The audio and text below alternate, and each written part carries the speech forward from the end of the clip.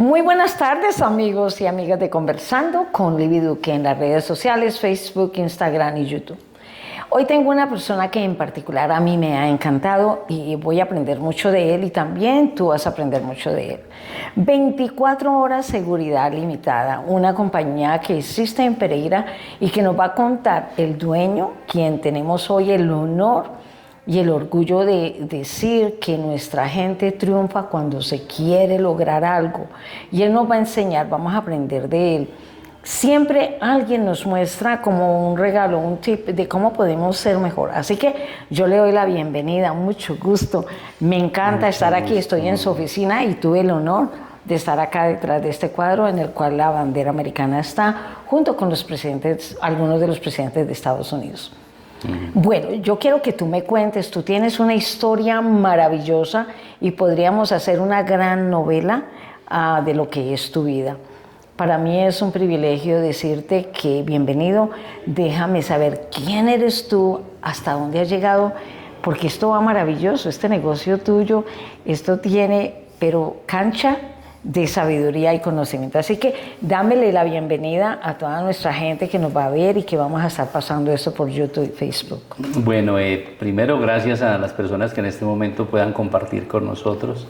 Qué rico que se conecten y que se queden después de que se conecten con nosotros. Claro. Yo quiero primero que todo, Libby, de verdad que volver a estrechar tu mano y decirte que estoy muy feliz, muy contento de que Dios nos haya permitido conocernos, porque la verdad yo siempre soy muy agradecido con Dios de que Él me pone siempre, cada día, personas lindas para conocer, para aprender de ellas, porque lo que tú decías ahora, nosotros somos una historia de vida, todos la tenemos.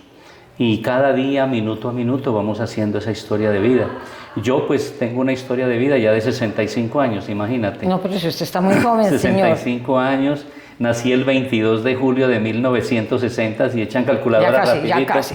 Ya casi cumplo 66. El 22 de julio de este año ya 26, ya son 66 años, entonces una historia muy grande, una historia que tiene muchas cosas para contar, momentos lógicamente difíciles también, lógicamente, sí. Momentos tristes algunos, pero también hay momentos muy agradables, momentos de triunfo, momentos también a veces que uno mismo comete los errores, porque pues nuestro cerebro también falla. A veces escaneamos mal nuestros cerebros como seres humanos, en la imperfección también. Sí. Pero entonces nosotros tenemos que volver a levantarnos, ¿cierto? Cuando hay esos momentos difíciles de crisis, hay que tener la capacidad de volver a levantarnos.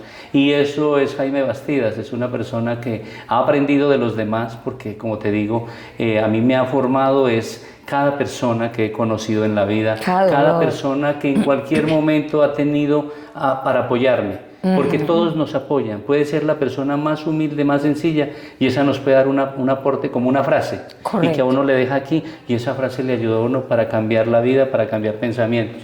Entonces todos siempre me han dejado una enseñanza. Entonces yo quería pues hoy que tengo esta oportunidad de haberte conocido, que te cogí en Colombia porque pues vives en los Estados Unidos y bueno, y mira, te tenía aquí el cuadro precisamente de Estados Unidos con algunos de los presidentes, mira lo que es la vida. Y estar aquí en la empresa, lo que tú mencionabas en la empresa de seguridad, 24 horas seguridad limitada, es una empresa que yo constituí o que fui fundador de ella hace ya 26 años. Bueno, ya esa la vamos a hablar más al final porque yo quiero decirle a mi gente de Pereira, si hay trabajo, si hay oportunidad y vamos a estar trayendo diferentes temas de la vida de este maravilloso hombre que es Jaime, que Dios me ha permitido conocer a su esposa y venir a esta compañía tan grande y con historias tan grandes de este lugar, y luego podremos hacer un paseíto aquí mismo. Pero yo quiero, te puedo decir Jaime, ¿no es verdad? Sí, claro, Jaime. Yo quiero, Jaime, que tú me cuentes quién es Jaime. ¿Cómo es que Jaime tiene una empresa tan grande que tiene tantos empleados que trabajan para diferentes lugares? Pero de eso vamos a hablar después. Yo quiero que entremos. ¿Dónde nació Jaime? ¿De dónde es Jaime? ¿Quién es su mamá? ¿Quién fue? ¿Cómo nosotros decimos? dependiendo de cómo sean mis raíces, yo puedo sobresalir o puedo salir o me puedo quedar estancado. Cuéntanos sobre eso tan maravilloso que eres tú. Bueno, Lidy, qué bueno, qué bueno. Mira, realmente yo nací en Popayán, soy caucano de la ciudad de los sabios, ¿no? La ciudad de los sabios. Oh, ok, eso me gusta. De los sabios, así dicen de Popayán, la ciudad de los sabios, como también dicen de los patojos, pero pongámosle la ciudad de los sabios. Bueno.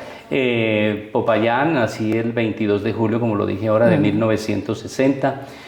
Nací por casualidad, porque mi madre pues era una señora madre cabeza de hogar, una mujer humilde, una mujer sin recursos económicos, era modista de profesión, había aprendido a coser, modista, y como modista pues se ayudaba mucho para vivir. Pero en ese momento ella, por historias de la vida que algún día podremos contar o después, mi madre pues decide irse a Popayán a tener su bebé, que en ese momento nace un hermoso niño que se llama Jaime Edmundo Bastidas Cadena. Nadie va a decir que los niños son feos.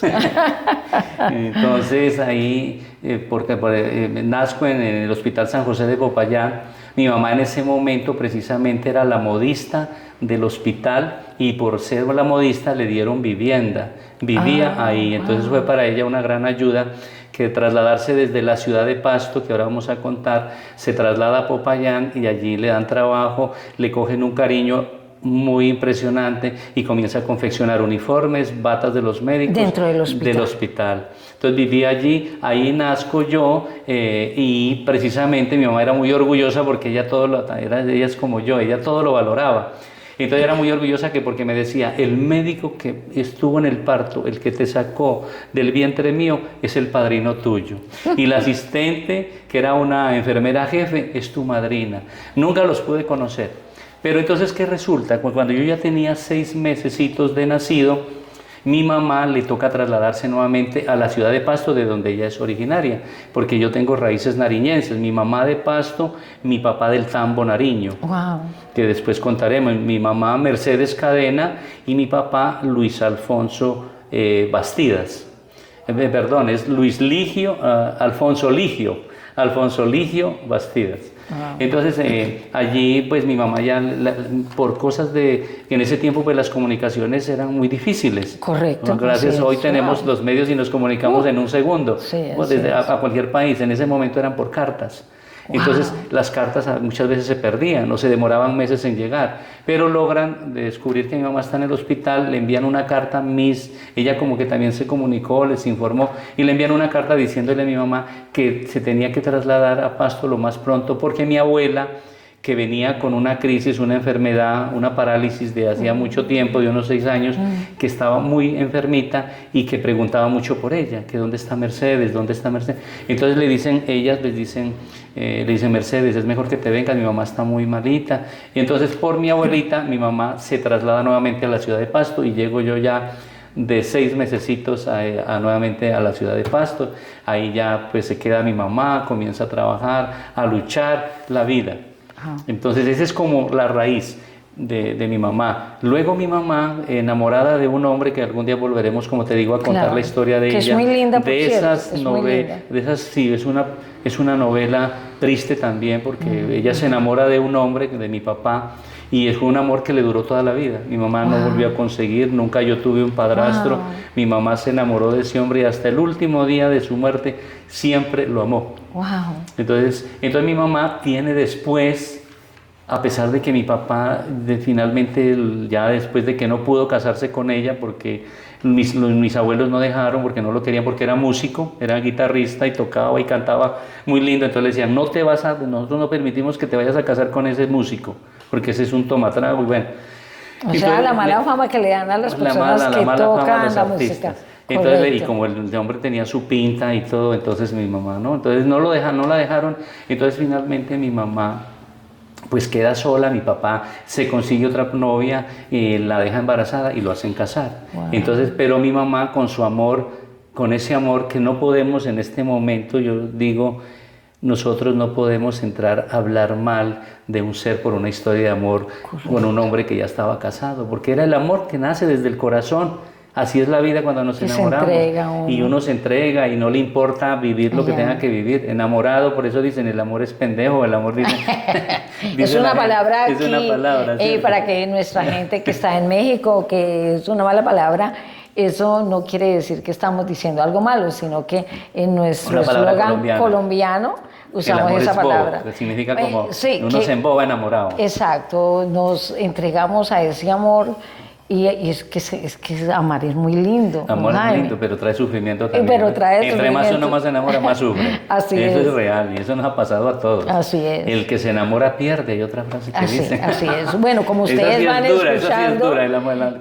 van escuchando, vamos a escuchar este tema poniéndole nuestro corazón, no le pongamos mente, pongamos nuestro corazón, porque esto trae una enseñanza de vida para poder saber cómo es que podemos cimentar para poder llegar a donde está Jaime hoy en día. ¿Y entonces qué pasó? Bueno, entonces ya mi mamá tiene mi hermanita, de 3 años. O sea, ella estuvo con este hombre casado y nace Miriam, mi hermana, mi hermana Miriam, y mi hermana pues nace 3 años después, o sea, que ya mi mamá queda con 2 personas, con 2 hijos, pero sigue siendo la madre cabeza de hogar, porque mi mamá nunca quiso que nadie supiera que mi papá tenía 2 hijos por fuera del matrimonio.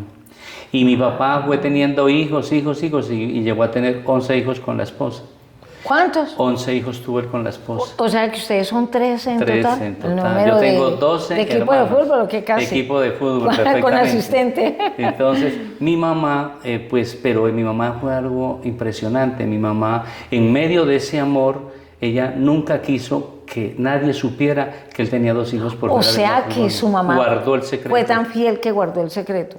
Guardó el secreto, entonces el tener que guardar el secreto fue más sufrimiento para ella. Claro. Y además, no sé, yo le preguntaba cuando ya después de 11 años que dijo que teníamos papá y nos llevó y nos lo presentó, ya teníamos 11 años yo y 8 años mi hermana. Y dice, sí, ustedes sí tienen papá. Y nos lleva y lo conocemos. Y él ya en ese momento trabajaba como guarda de tránsito. Guarda de tránsito. Entonces nos lleva a un sitio donde él estaba y nos presenta y él nos queda mirando y ella le dice, mira, ellos son tus hijos.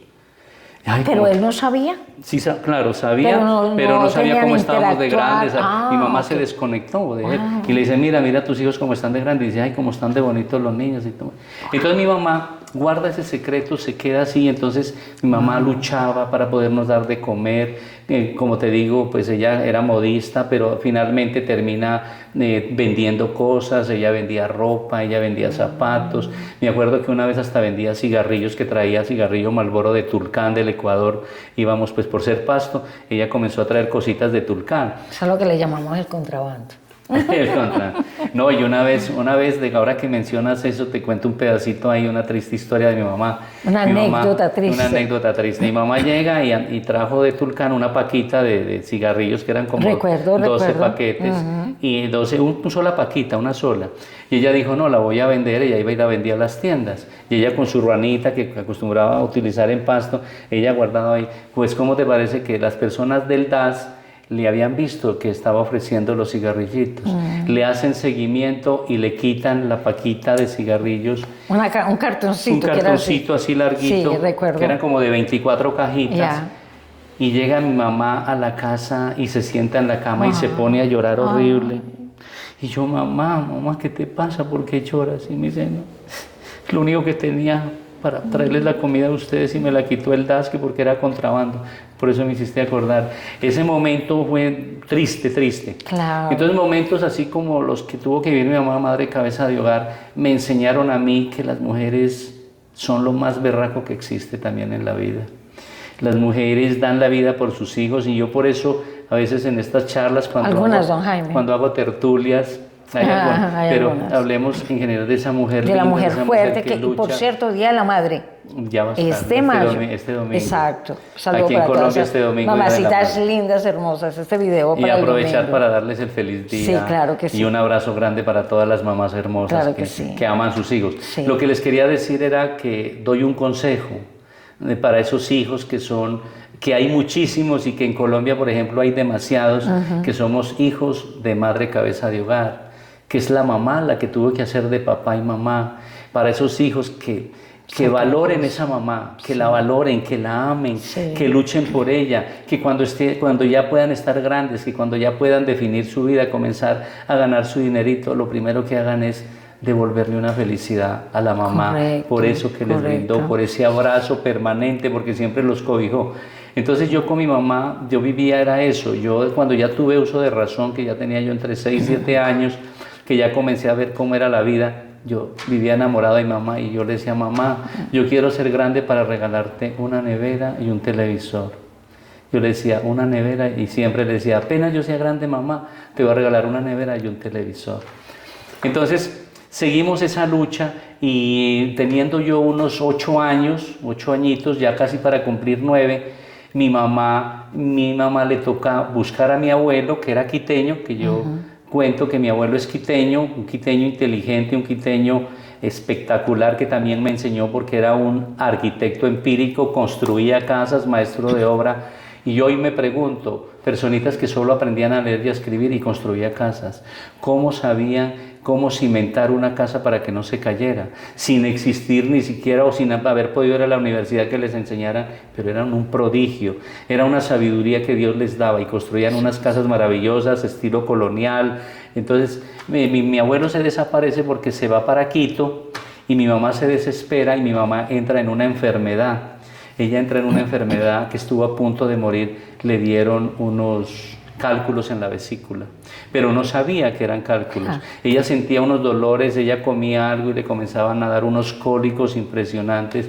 Mi mamá se puso delgadita y mi mamá le tocó pedir posada porque no tenía ni con qué pagar una pieza. Entonces le dan una posada a una familiar, nos vamos a vivir allá y mi mamá, se pierde mi abuelo y mi mamá comienza a desesperarse porque mi mamá pues amaba mucho al abuelo. Comienza a desesperarse y dice, no, yo tengo que ir a Quito a buscarlo, yo tengo que ir a Quito. Y un angelito que se le apareció en ese momento le pone unas inyecciones, unas vitaminas, un complejo B, se encuentra ese primo y le dice, no, Mercedes, tú estás muy acabada, te vas a morir. Y le aplica eso y le da como una fortaleza y mi mamá arranca en un carro escalera. En ese tiempo las carreteras eran destapadas y en un carro escalera destapado ella arrancó con sus hijos para el Ecuador y fuimos a dar a Quito. Y en Quito llegamos nosotros, ya se estaba acercando junio de 1969. Mi mamá llega a Quito, no sé cómo así, era una mujer prodigio, por eso digo que la fuerza, la valentía, la manera de saltar barreras son de mi madre. Mujeres. Fue mi primer modelo, fue el modelo que me enseñó a mí tantas y tantas cosas, ser el guerrero, el luchador, el vendedor. Una mujer sana, respetuosa, amorosa, que le gustaba ayudar a la gente. Todo eso hoy lo hago yo. Y lo hago también porque mi madre me lo enseñó y hoy que ya mi madre no está, lo hago en honor a ella. Para que ella desde donde esté se sienta feliz de decir a mi hijo le impregné todo esto y hoy lo cumple, hoy lo hace. Y entonces nosotros llegamos y el día que llegamos a Quito, que no sé cómo hizo y encontró unos familiares en esa capital, al otro día la hospitalizaron en el hospital Eugenio Espejo de Quito, porque estaba a punto de morir. Habían sido cálculos que tenía en la vesícula. La internan y internada ya se demoraron casi mes y medio porque primero la tuvieron que recuperar para poder hacer la cirugía. Que era diferente. En ese tiempo una cirugía, les cuento pues a los que no saben, una cirugía de sacar cálculos de una vesícula cortaban desde aquí hasta acá, abrían todo el estómago. Correcto. Hoy pues por un sistemita chiquito, un huequito por el ombligo. Mi mamá llegó con una costura abierta, pero mi mamá logró salvarse. ¿Por qué me acuerdo tanto? Porque en el momento en que mi mamá estaba hospitalizada, para mí fue lo más duro porque yo amaba a mi mamá, yo sufría. Y para mí ese mes y medio fue como que mi mamá hubiera estado más de un año. Eso fue eterno. Para mí fueron eternos los días. Cuando vuelve mi mamá y nosotros en una casa que habíamos acabado de llegar y al otro día la hospitalizan, que no conocíamos a nadie y que el Señor acostumbraba a decirnos algo que eso era traumático. Él decía, bueno muchachos, si su mamá se muere, yo no los puedo tener conmigo. Yo los llevo a un orfanato, los llevo a un sitio porque yo, ¿cómo los voy a criar a ustedes? Y nos decía eso a cada rato en el almuerzo. Eso era una cosa aterradora. O sea, los estaba preveniendo a lo que pudiera suceder. Ella decía, si su mamá se muere, yo no puedo estar con ellos. Yo los llevo a un orfanato. ¿Quién se identifica con este testimonio tan fuerte que lo hacemos a través de Conversando con Livi Duque? y hago esta interrupción porque a veces es necesario que nosotros nos demos cuenta de que hay personas que traen una historia quizás más fuerte que la nuestra, pero más adelante vamos a tener una historia donde todo es, no voy a decirles que de ahí se acaban los problemas cuando él ya se convierte en una persona de tan fuerte suceso, sino que también vienes, como dijiste al comienzo, claro, vamos a seguir teniendo esos baches dentro de nuestro caminar. Pero antes de todo eso, muchas gracias a cada uno de ustedes y los invitamos. 24 horas de seguridad limitada. Aquí estamos apoyando a toda nuestra gente de Pereira, y si usted tiene una pregunta, si usted necesita algo, mire, aquí está don Jaime. Don Jaime, gracias. Gracias, bueno, sigamos por favor. Y entonces viene algo muy bonito que siempre me acuerdo de 1969. Estando mi mamá en el Hospital Eugenio Espejo de Quito, el hombre llega a la luna. La primera vez. La primera vez que Estados Unidos logra con sus astronautas llegar el hombre a la luna. Apolo 11, entonces para mí, sí, Apolo 11, algo así. Para mí fue algo maravilloso y lo escuchaba yo y pues las noticias, uno miraba. No había televisión, era demasiadamente escaso, estábamos apenas comenzando. Yo creo que todavía no había televisión. Era muy poquita gente pero la que sí, tenía. En los periódicos hablaban y la radio que el hombre había podido llegar ya a la luna, pisó la luna. Y entonces eso para mí se quedó grabado aquí.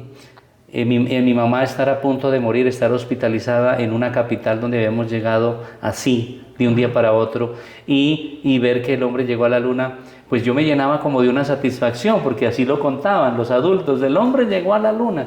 Entonces a mí se me quedó, y bueno, mi mamá sale un mes y medio después, sale del hospital y llega ya hablando con esa voz que ella tenía firme. Entonces ella llegó como a la sala y estábamos en la casa de donde pues nos tenían dado posada, y yo escuché una voz fuerte y yo dije, es mi mamá. Y entonces estábamos con los otros niños que compartíamos, que eran hijos del Señor que nos estaba dando albergue. Eso es mi mamá. Entonces yo me asomaba por un filito y la miraba y volvía, me escondía. Y yo, es mi mamá, llegó gorda, mi mamá está gordita, ay, mi mamá está... Porque llegó gorda, llegó recuperada, mes y medio. Ella siempre fue muy agradecida de ese hospital que le salvó la vida. Entonces mi mamá comienza a buscar trabajo allá en Quito y claro, la modistería le servía mucho. Claro. Mucha gente en cualquier parte, una modista, bueno, que haceme la blusa, que haceme... Y en ese momento quiero contar un pedacito. La rueda, que es la atracción mecánica, en ese tiempo, imagínate. Con los payasos y todo eso. No, la rueda es la la rueda, solamente. La rueda grande. Había la montañita rusa que era chiquita, pero era la rueda, y la rueda era internacional.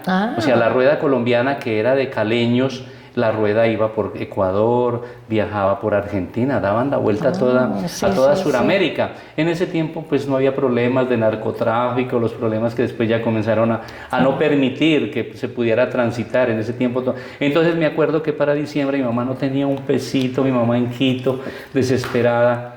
Y llega la rueda, y como ella trabajaba en la rueda en Colombia, cada temporada que llegaba a Pasto, mi mamá se iba de taquillera a vender los tiqueticos. Cuando mi mamá, ay, que llegó la rueda, y que yo conozco a los señores, y ya habló con ellos, y sí eran los amigos de ella, entonces le dieron, y dijo, ay, ya tengo para comprarle los regalos a mis hijos, ya les voy a poder comprar, ya esta Navidad va a ser muy bonita en Quito. Entonces mi mamá se queda aproximadamente desde el 69 y más o menos en el 70, iniciando el 70, mi mamá ya 1970, mi mamá me pone a estudiar en Quito. Yo no sabía leer ni escribir, yo ya iba a cumplir 10 años. Entonces mi mamá me pone a estudiar en Quito, pero 2 meses después ya decide venir con el abuelo nuevamente a Colombia. Ella vuelve para Pasto y yo llego en 1970, no pude aprender a leer y escribir, era el mejor alumno. La profesora, ay, pero ¿cómo se van a llevar al mejor alumno? Eso me abrazaba la señora quiteña, pues ella, el colombiano siempre era diferente. Ella, ay, no, que Jaimito, que cómo se lo van a llevar, que este colombianito, que no sé qué. Entonces llegamos a Colombia y ya alquilaron una casita con una habitación grande, porque no había para tener apartamento casa, una habitación grande, y la dividíamos con madera las habitaciones y hacíamos cocina y todo dividido. Entonces vivíamos ahí, pero eran habitaciones muy grandes porque pues afortunadamente en esos tiempos las casas eran gigantes. Entonces en una habitación se podía hacer divisiones. Entonces llegamos a Pasto ya a los 10 años y resulta que llegando allá mi mamá pues me tenía que hacer la primera comunión. Jaime, mi hermana y yo teníamos que hacer la primera comunión. Y mamá pues estaba sin recursos, entonces yo decido hacer el primer emprendimiento. Que eso es lo que quiero dejar como esa historia a los jovencitos, a los jóvenes, decirles que uno cuando quiere emprender cosas desde niño lo puede hacer. Y hay muchos niños hoy en día que han logrado ya, ahora en la tecnología hay muchos niños que vuelan.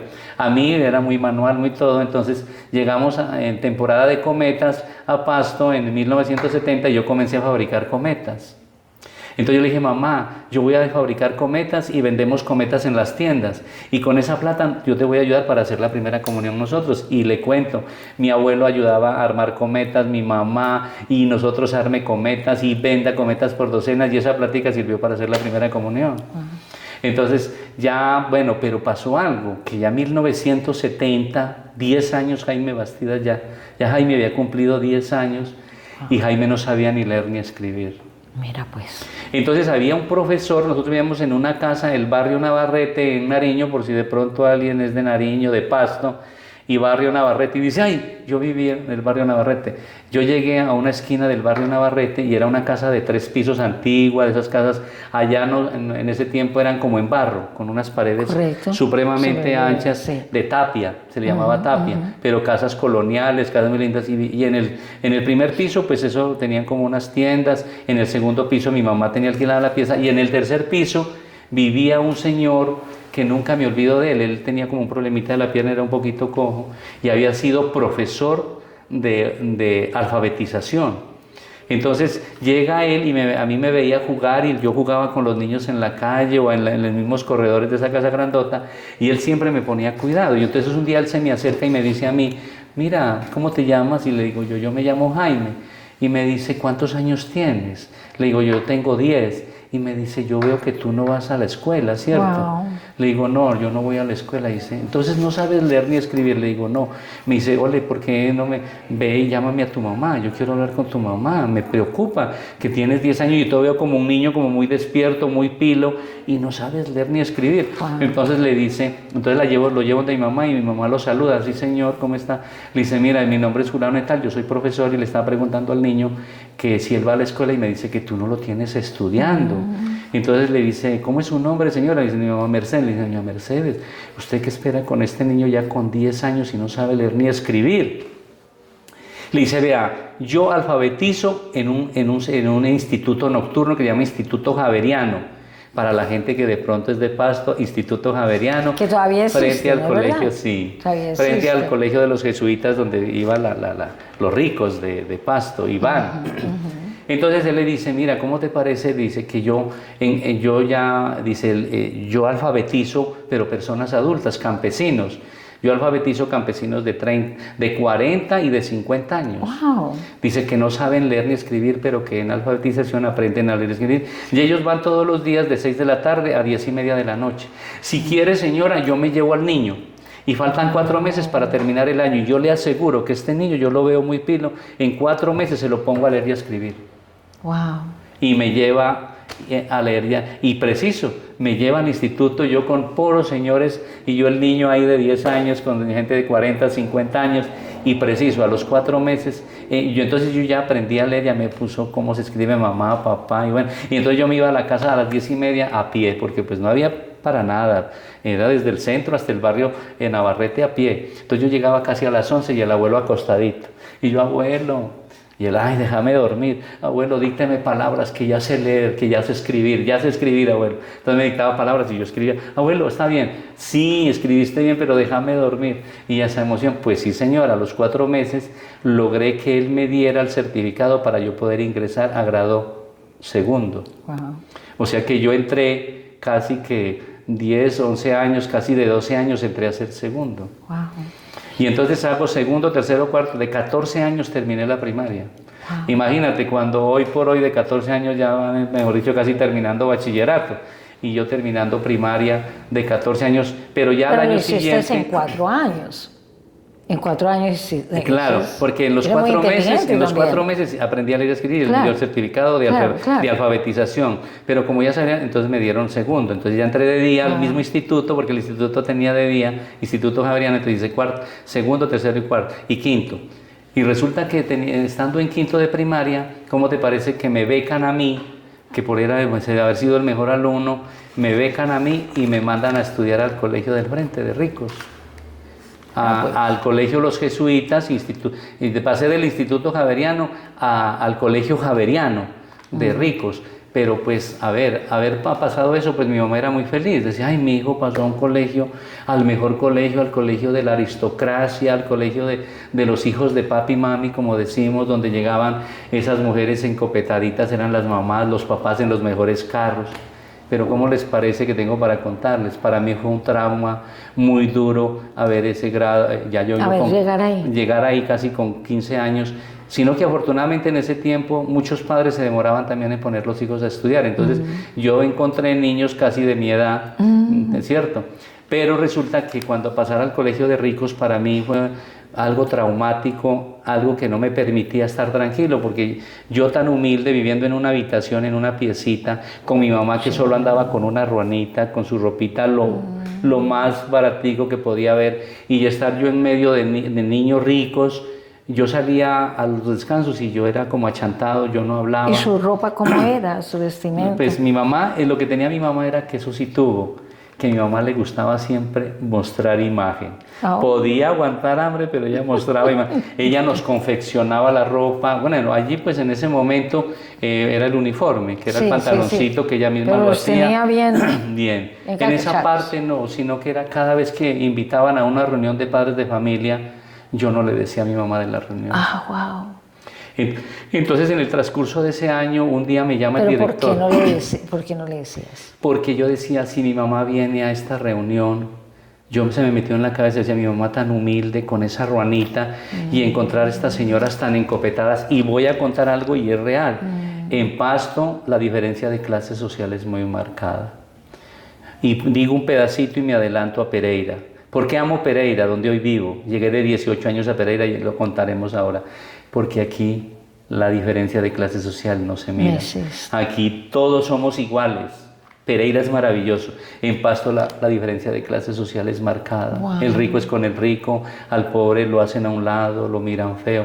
Entonces yo no quería contarle a mi mamá. Cuando ya un día me llama el director, ya casi finalizando año, y me dice, venga, usted es que no tiene papá ni mamá, o porque es que usted a las reuniones nadie viene. Claro. Yo le dije a él, yo le decía que mi mamá había estado, yo utilicé algunas mentiras y le decía, no, es que mi mamá estaba un poquito delicada de salud y por eso no vino. Me dijo, para entrega de notas del año debe venir, si no, no entrego notas y usted pierde el año. Pues sí, señor, gracias a Dios para esa fecha. Yo le dije, mamá, quítate la ruana, ponte, vas a recibir las notas de grado sexto, de primero de bachillerato, como decíamos en ese tiempo. Mi mamá recibe las notas y le dice el señor, le pregunta a ella, venga, ¿usted por qué nunca vino todo el año? ¿Usted por qué nunca vino como acompañante de su hijo? Nosotros pensamos que este muchacho no tenía, un día se lo dije.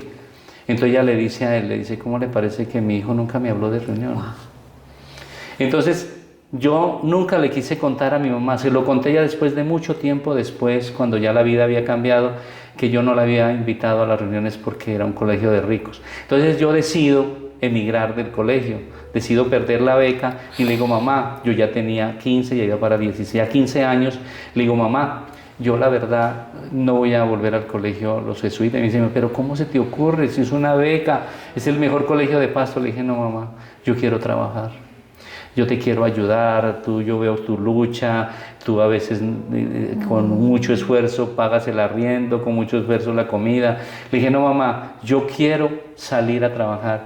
Y me retiré y comencé a trabajar mi primer trabajo. Comencé a trabajar como mensajero de una empresa de transportes de carga, Transportes del Pacífico. ¿Y quién me consiguió ese trabajo? Mi papá, que era guarda de tránsito, como les comento, lo conocía todo el mundo, era un hombre abierto, le tenían cariño, y él dijo, yo, como él tenía 11 hijos, dijo, yo a todos los he puesto a trabajar ya, y a todos, ahí tengo unos en el banco, cajeros, no, yo este muchacho lo ubico ya, y fue a Transportes del Pacífico y contó que tenía, creo que no sé si contaría, yo creo que no dijo que era hijo, era un familiar.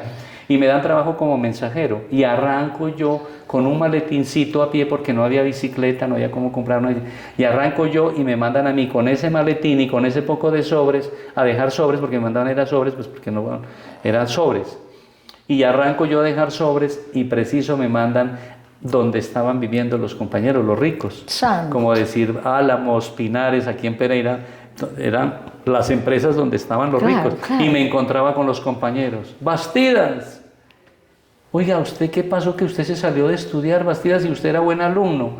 ¿Por qué no volvió al colegio? Y yo le decía, no, mira que mi mamá tuve algunos inconvenientes, nunca contaba, pues, y en ese maletín, ¿qué? Yo cubría el maletín. ¿Qué estás haciendo por aquí? No, estoy buscando un familiar. Y bueno, y los muchachos, listo, Bastidas, chao. Entonces ahí inicio yo mi vida laboral. Mi vida laboral inicia ahí, nunca más paré. Desde los 15 años trabajo, lucho, y ya como a los 15 años que siendo mensajero, y yo ya aportaba para mi mamá. Por eso les digo a los muchachos, apórtenle a la mamá, más cuando son madres casadas. Entonces yo ya aportaba para mi mamá. Mi mamá se hace una casita de un instituto que se llamaba Instituto de Crédito Territorial. Me acuerdo. Y ese instituto daba casitas sin cuota inicial, ayudó mucho a la gente sin recursos, pero daban autoconstrucción, daban los lotes y la gente le tocaba ir a echar pala, autoconstrucción, y aportaban ladrillo, pero la misma gente lo tenía que ir a pegar, hacían convites que llaman. Sí, recuerdo. Entonces mi mamá logra ir a un barrio que se llama Sagrado Corazón de Jesús en Pasto, pero mi mamá siempre su preocupación era, no, pero ese barrio... Ella siempre no quería, ella pensaba en las compañías nuestras, ese barrio va a llegar gente muy humilde, ay, mis hijos ya adolescentes, mi hijo ya con 15 años, mi hija con 12 iba a cumplir 13, no, ahora se van a reunir, a enrolar de pronto con gente con viciosa, no, ella sufría mucho, y preciso le doy un mamonazo terrible a mi mamá. Teniendo 15 años en esa casita que apenas mi mamá estaba construyendo, que cuando nos tocó irnos con cartones y todo para meternos allá. Wow. Y me consigo yo una noviecita al frente que tenía 14 años. Ay, santo Dios. ¿Y cómo les parece? La dejo embarazada. Santo Dios. Cumpliendo yo los 16 años, Jaime Bastida ya era papá. Y ese mamonazo para mi mamá fue terrible. Wow. Tanto que nos cuidaba, tanto que decía, no, este barrio, y a los 15 años le van y le cuentan. Wow. Van a buscarla, la mamá de la niña, a decirle que la niña ya tenía 8 meses de embarazo. Santo Dios. Y entonces mi mamá no estaba en Pasto, estaba en Pereira trayendo ropita, porque ella traía ropita aquí a Pereira, y aquí mi tía le ayudaba a vender a crédito. Entonces ella traía su ropita, entonces mi mamá no estaba. Cuando llegaron a tocar la puerta, yo me asomé por la ventana y miro, y era la mamá de Inés, que así se llama la mamá de mi hijo, la mamá de Inés, y yo le digo a mi hermana, mira, es la mamá de Inés con la hermana mayor, ¿qué será? 7 de la mañana, tocando duro. Cuando mi hermana, no, ¿habrá usted? ¿Qué será? Pues, cuando abre, Miriam, ¿cómo está Miriam? ¿Está su mamá? ¿Está doña Mercedes? No, mi mamá no está. ¿Y eso dónde está? No, ella está en Pereira porque está viajando. ¿Cómo así? Es que necesitamos hablar con ella. ¿Y qué pasó? Es que necesitamos hablar con ella, queremos contarle algo.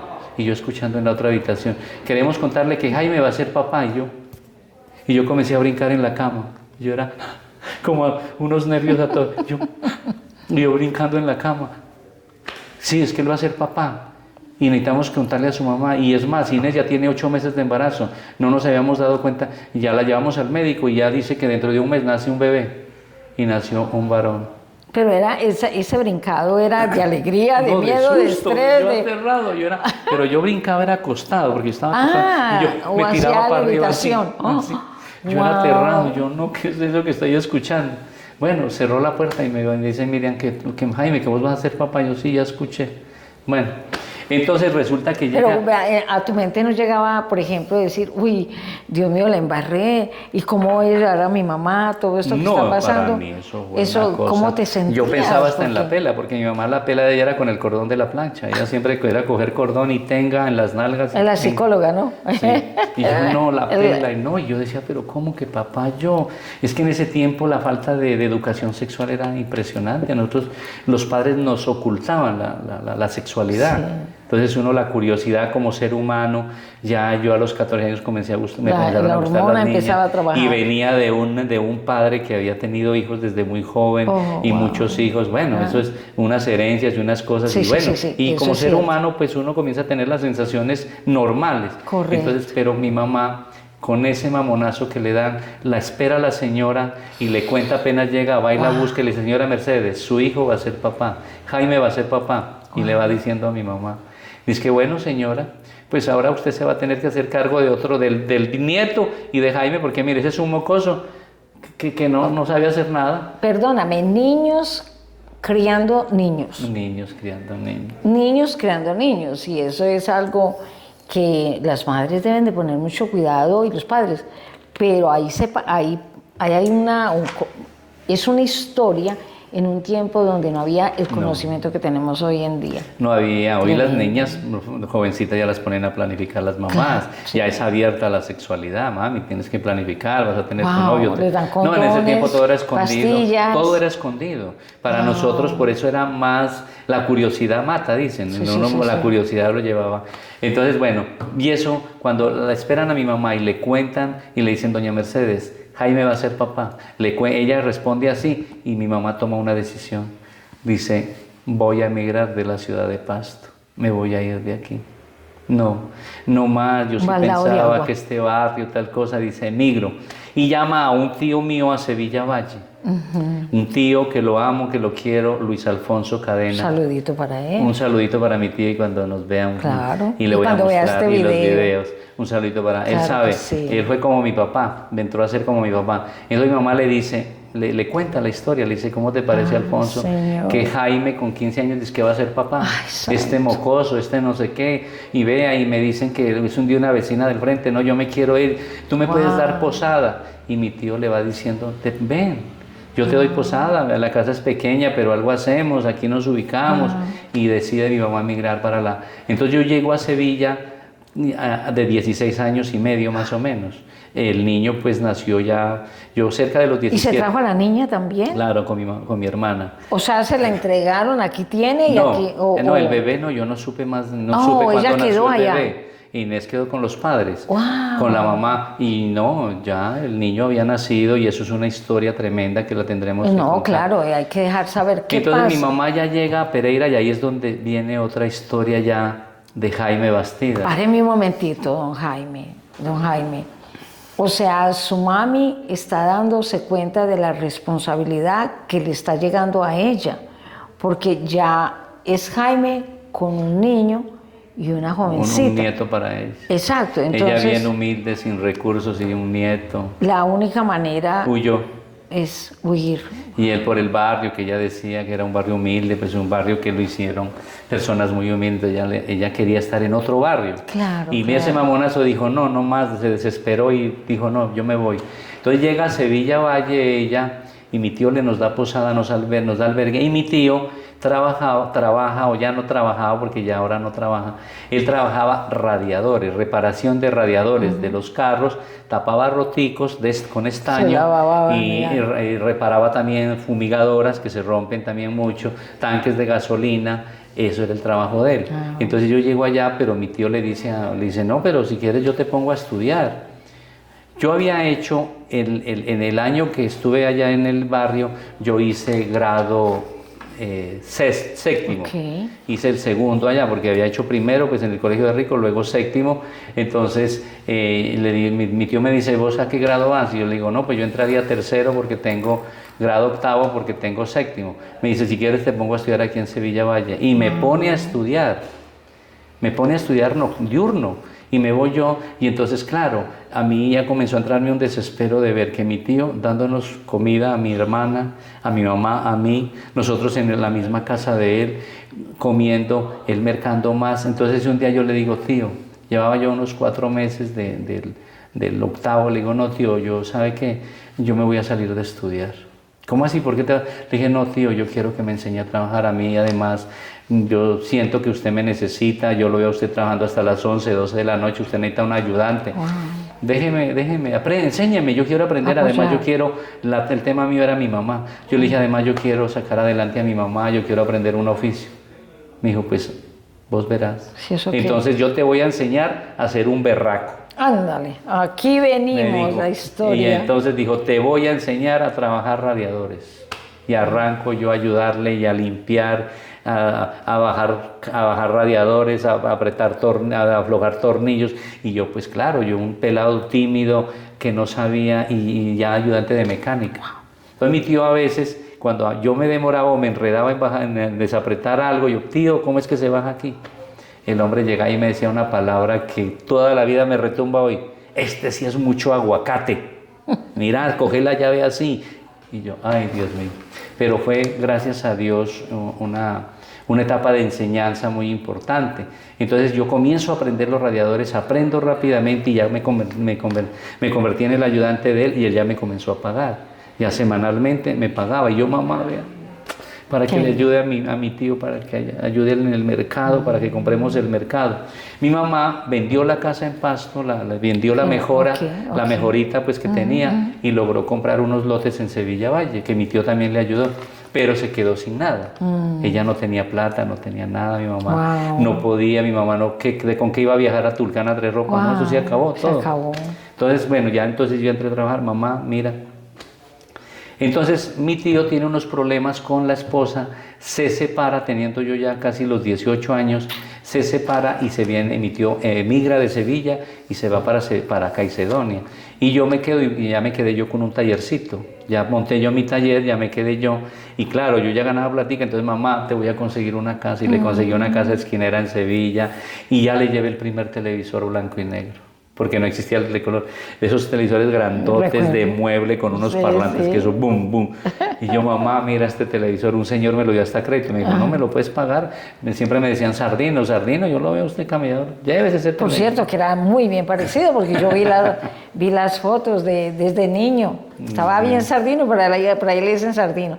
De verdad que era un sardinote, y lo es aún con respeto de su esposa. Muchas gracias. Entonces ya me quedo en Sevilla, comienzo a trabajar, pero mi tío se viene a Pereira. De ahí ya llega el camino de Jaime a Pereira. Mi tío llega a Pereira y me dice, Jaime, me llama. Un día se comunicó conmigo. Me dice, Jaime, yo quiero que te vengas para Pereira. Estoy trabajando en un taller que hay una clientela impresionante y te necesito. Ya aprendiste a trabajar, ya te enseñé los radiadores.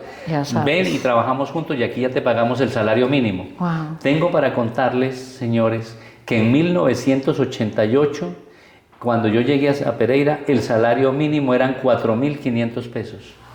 O sea, en la época que yo fui a los Estados Unidos... 2.250 era el salario mínimo quincenal. Y el Señor me pagaba quincenal y yo feliz, claro. Salario mínimo. ¿Qué pensaba mi mamá? Pero resulta que, claro, el no tener recursos, el haber tenido que venir, mi mamá se me quedó en Sevilla y yo ya pues en ese momento quedé sin recursos mientras me ubicaba en Pereira. Llegué a dormir a una casa linda que me dio albergue mi tía Mariana, que fue por ella, vivimos en Pereira porque el esposo de ella se vino a trabajar radiadores y fue el que enseñó a trabajar los radiadores a toda la familia. Y el esposo se la trajo a Pereira. Entonces yo les daba las gracias a ellos y les decía, por ustedes conozco esta maravillosa ciudad. Gracias Dios porque de haberte traído tía a esta maravillosa ciudad. Es lo máximo, es lo que más amo, esta ciudad tan linda que me ha dado todo lo que tengo. Entonces mi tía me dijo, yo te doy albergue, duermes en un colchoncito en el suelo porque no hay más, y listo, yo me voy. Para las que porque sea, yo puro dije, terreno. Ya en Pereira me pagan el mínimo, ya tengo forma, algún día me traigo a mi mamá. Entonces a mi mamá se la llevan, el esposo de mi tía Mariana, se la lleva a Rosso Valle y le dice, mira, como Jaime pues no tiene ya con qué pagar arriendo, este problema pues que está. Dijo, no, ¿por qué no te vas a vivir a la finca mía en Rosso? En el pueblo queda, es una casa grandotota, tiene árboles frutales, en fin, te quedas allá. Y mi mamá se agarra, entonces bajamos a recogerla con un camión y mi mamá se agarra a llorar. Nunca yo había visto llorar a mi mamá porque ella era una mujer valiente, pero no sé, ella estaba enamorada de Sevilla, la tranquilidad de un pueblo y lo que pasó con ella fue algo que lo voy a contar. Mi mamá, el primer yerno que tuvo, o sea, mi hermana, el primer novio fue en Sevilla Valle. Y con ese yerno le cogió ella lo que yo creo que lo quería más que mi hermana. Y como que tenemos que irnos de Sevilla y lloraba y lloraba. Y yo la abrazaba aquí, la cogía en mi pecho y le dije, mamá, no, no te pongas a llorar así. Yo sé que me va a ir bien en Pereira. Yo sé que te voy a llevar a Pereira. Le dije, yo estoy seguro que me va a ir bien en Pereira. Y dicho y hecho, ya mi tío me paga el mínimo, ya comienzo a ganar dinero, pero mi tío se enamora de una muchacha y deja el taller y se va para el Ecuador con la muchacha. Y es el comienzo ya del bienestar de Jaime.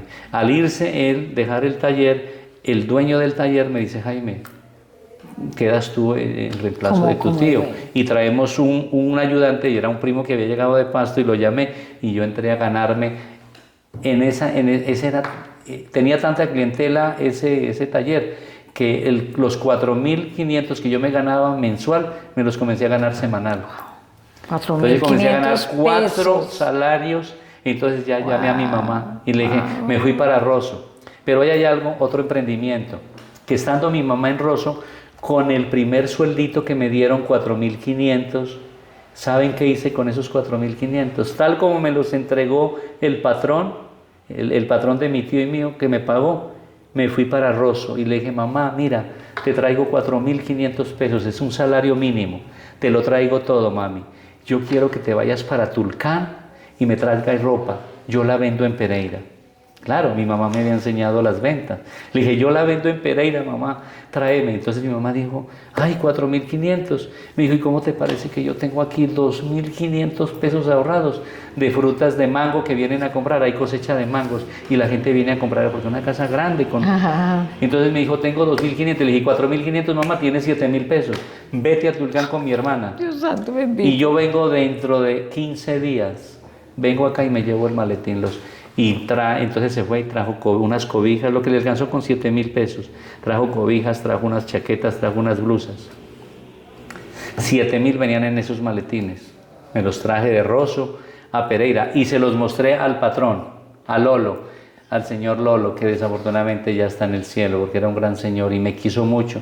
Él siempre le decía a mi tío, le decía, Ole, yo quiero a tu sobrino tanto, yo veo ese amor de él por la mamá y la hermana, que este muchacho me sorprende, decía, de ver esa responsabilidad que él tiene. Entonces llegó y me dijo, bueno, ¿cuánto vale la ropa? Y le dije, 14.000 valió todo, la dupliqué, de 7 a 14.000. Cogió y sacó la plata y me dijo, ten, Jaime, 14.000. ¿Y yo qué? Y ya me pagaron otros 4.500, entonces 14, ya eran 18.500 y me fui para Rosso. Mamá, te traigo 18.500. Mira, te traigo 14 que me pagó dupliqué la plata de los 14, de los 7 que invertiste, te traigo 14 y te traigo 4.500 del otro sueldo del otro mes. Los talentos allí. 18.500. Y me dice, ay, Jaime, yo tengo 1.500 también tengo de mangos. Entonces le dije, son casi 20.000 pesos, mami. 18, sí, 20.000. Vete para Tulcán y me traes ropa. Vengo dentro de 15 días otra vez. Y ya llegó, fue claro, maleteada, ya trajo, fue muchas cobijas. Y me vine con esos maletines. Y yo me metí a estudiar por la noche el octavo. Dije, no, yo tío, le dije, no. Le dije, acuérdate que yo en Sevilla dejé de estudiar, mira la edad que tengo, ya 18, voy para 19 años, déjame estudiar por la noche, porque ya trabaja uno también. Y me dijo, este berraco se va a poner a estudiar, ahora se me va a las 6 de la tarde. Pero bueno, usted verá, hermano. Entonces yo comencé a estudiar en el nocturno. Cuando traje ropa nuevamente, el segundo viaje de los 20.000, claro, el patrón me compró unas cositas y ya me quedó unos maletines llenos. Entonces me fui al nocturno y como una ya trabajan personas ya todas adultas que trabajábamos, yo llegué con esos maletines a mostrar las blusas, a mostrar las sábanas, las cobijas, y una niña que se sentaba al lado mío en esos pupitres que eran para 2 personas, ¿te acuerdas? Sí, que eran dobles. Sí, sí. Ella se sentaba siempre ahí. Me dice, ay, Jaime, qué bonita esa ropa, qué bonita. Me dice, Jaime, le voy a comentar algo. Yo sé, porque ese día una muchacha solo me dejó una blusita y quedaron los maletines llenos. Y entonces... Ya voy a terminar. Sí. Bueno, por aquí seguimos contando la historia y vamos a parar en un momentico. ¿Por qué? Porque no podemos dejar de perder esto tan hermoso, contar uno, hablar de su mamá, lograr y cómo uno va haciendo. Todo es un proceso, no se puede ir así, se puede ir así, como subiendo una escalera y día a día nosotros estamos subiendo escalones. Este programa se lo dedicamos, como dijimos antes, a nuestras mamitas hermosas, a todas esas madres que son cabezas de hogar, como dice Jaime, a todas esas mamás que la luchan y que no se dejan vencer, que no hay miedo y ahí están echándole ganas, como dicen nuestros hermanos mexicanos, trabajando para que sus hijos se gradúen, para que sus hijos salgan adelante. Es un trabajo maravilloso y hermoso. Vamos a parar por aquí ahora, en este momento, y vamos a seguir contando la historia de Jaime para luego encontrar cómo es que uno cuando pone su corazón, le cree a Dios, crea una conexión con mamá, una conexión con familia, que precisamente se habla de eso. Es creer a la familia. La familia no se puede dejar de valorar porque ellos son parte de nuestra historia, don Jaime. Ellos, y tú lo que has contado de tu tío, los movimientos que han hecho, ha sido para levantar esa estructura de lo que es Jaime. Así que nos vamos a ir casi despidiendo. Cierras. Sí, sí. Voy a cerrar con el último pedacito del otro emprendimiento que fue pues llevar la ropa a vender al colegio donde yo estudiaba nocturno. O sea, el colegio fue tu segunda tienda de almacén. Ya comienzo ya a vender ropa como mi mamá lo había hecho durante tantos años y claro, el ejemplo, como digo, el mejor ejemplo de ella. Entonces llego yo allá y vendo y muestro la ropa, pero resulta que la muchacha que está aquí al lado me dice, te voy a contar algo, yo tengo el sitio donde tú llevas esa ropa, los maletines que sea, y sales con los maletines. Eso sí, todo es a crédito, tienes que llevar un cuaderno. Dijo, te voy a contar, soy enfermera del Hospital San Jorge. Wow. Trabajo en el 4º piso en neurocirugía. Mañana estoy de turno de 2 de la tarde a... Me dijo, si quieres, mañana vas y allá, eso sí, como te digo, es a crédito. Llevas el cuaderno, el lapicero. Le pido permiso al otro día a mi tío y me dice mi tío que no me deja ir. Me dice, bueno, ¿vos qué vas a hacer? Te vas temprano a estudiar, ahora ya vendiendo ropa y usted es mi ayudante. Es bien, María. Le digo, tío, présteme su bicicleta. Me acuerdo que era sin frenos, uno frenaba con el pie, con el tenedor. No quiso y desafortunadamente ese día no pude ir. Al otro día le insistí y el patrón que me quería tanto, el patrón de los dos, le dice, hombre, deja ir al muchacho, Jaime es muy buena gente, ese muchacho quiere venderle la ropita a la mamá, déjalo ir. Y voy al otro día, no la encuentro a ella en el 4º piso, me dicen que había estado el día anterior de turno, pero sale un joven. Mira, ¿qué tienes? Muéstrame los maletines. Dicho y hecho, saqué todo, ese día lo vendí, el cuaderno, anoté todo y desde ese día mi madre y yo comenzamos a vender ropa a montón, las enfermeras. O sea, levantaron servicios generales. Su propia empresa. Entonces traíamos ropa del Ecuador, ya seguiré contando, y desde ese tiempo siempre vendimos ropa hasta que mi mamá desafortunadamente falleció. Bueno, quedamos ahí.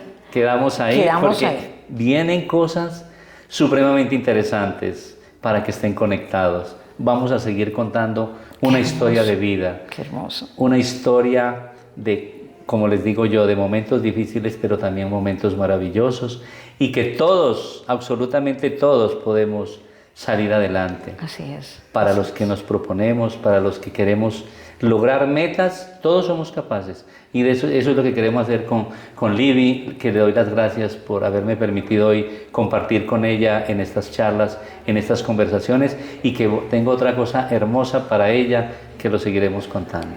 Bueno, como ustedes ven, quedamos aquí en esta parte tan hermosa de lo que es la vida de un emprendedor, la vida de alguien que en su niñez, hasta llegar a cierta edad, siempre estuvo creyendo que la podía hacer. Pero hubo una cosa, mamá me enseñó, vi a mamá hacerlo, vi a mamá lograrlo, y eso hoy en día tiene esa compañía tan grande. A todos ustedes, Dios les bendiga. Don Jaime, gracias por permitirme estar aquí en su casa, en su oficina, con su esposa, porque esto se convierte también en su casa. Es algo que nosotros vamos a llevar. Donde tú radicas, esa es tu casa, ese es tu hogar, ahí es donde estableces llegar a lograr lo que tú quieres en tu corazón. Así que Dios me los bendiga a toda nuestra gente de Facebook, YouTube y a todos aquellos que después van a ver este video. Muchas gracias y nos despedimos desde Pereira, muchas gracias, los Risaralda, queremos mucho. Colombia. Chao. Hoy, con mucho amor. Bye, bye. Chao.